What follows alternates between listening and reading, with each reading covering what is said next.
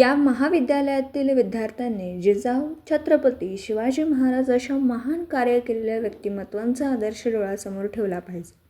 सिंधुताई सपकाळ, वसंतदादा पाटील या शिक्षण कमी असलेल्या लोकांनी सुद्धा खूप महान कार्य केले.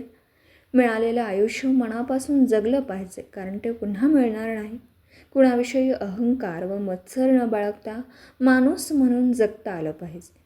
आपली कुणाचीही तुलना न करता प्रामाणिक राहण्याचा प्रयत्न केला पाहिजे. आपल्या जगण्या वागण्यातून चांगले विचार, चांगले संस्कार दिसले पाहिजे. आपल्या आई वडिलांनी आणि गुरूंनी दिलेले संस्कारांची शिदोरी आपण कायम जपून ठेवली पाहिजे, असं प्रतिपादन वक्तृत्वाची सुंदर वाणी लाभलेले वैभव शिक्षण संस्थेचे प्रशासकीय अधिकारी आणि सहाय्यक प्राध्यापक माननीय श्री दत्तात्रय गायकवाड यांनी केले.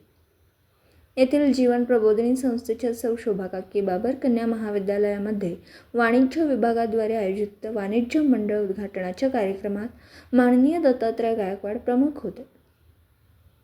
पुढे ते असेही म्हणाले की समाजातील मत्सर, द्वेष मिटवायचा असेल तर सासूने सुनेचं स्वागत करताना आपले काळीज चुपा एवढं केलं पाहिजे.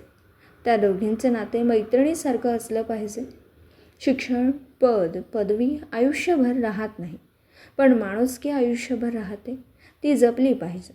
आपला बाप हिमालयासारखा असतो याची जाणीव विद्यार्थ्यांनी ठेवली पाहिजे.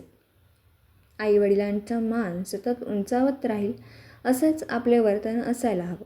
आयुष्यात आपण किती लोकांच्या सुखदुःखात समाविष्ट झालो यावर आपले माणूसपण ठरतं. यासाठी आपल्यासोबत चांगल्याच माणसांची साथ असली पाहिजे.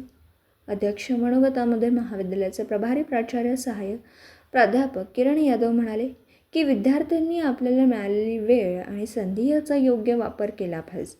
भविष्यात पश्चातापाची वेळ येऊ नये असं आयुष्य जगता आलं पाहिजे. शिक्षण हे फक्त नोकरी मिळवण्यासाठी नाही, तर संस्कार मिळवण्यासाठी आहे. आई वडील आणि गुरुजन हेच आपल्याला योग्य दिशा दाखवत असतात. त्यांचा नेहमीच आदर ठेवला पाहिजे. प्रारंभी मान्यवरांच्या हस्ते सरस्वती पूजन आणि दीप प्रज्वलन करण्यात आलं. उपस्थित मान्यवरांचं स्वागत व सत्कार करण्यात आला. या कार्यक्रमाचं प्रास्ताविक सहाय्यक प्राध्यापक नाहिदा अत्तार यांनी केलं. या कार्यक्रमामध्ये आकांक्षा जाधव आणि साक्षी जाधव या विद्यार्थिनींनी मनोगत व्यक्त केलं. या कार्यक्रमाचा आभार प्रदर्शन सहाय्यक प्राध्यापक प्रज्ञा कदम यांनी केलं.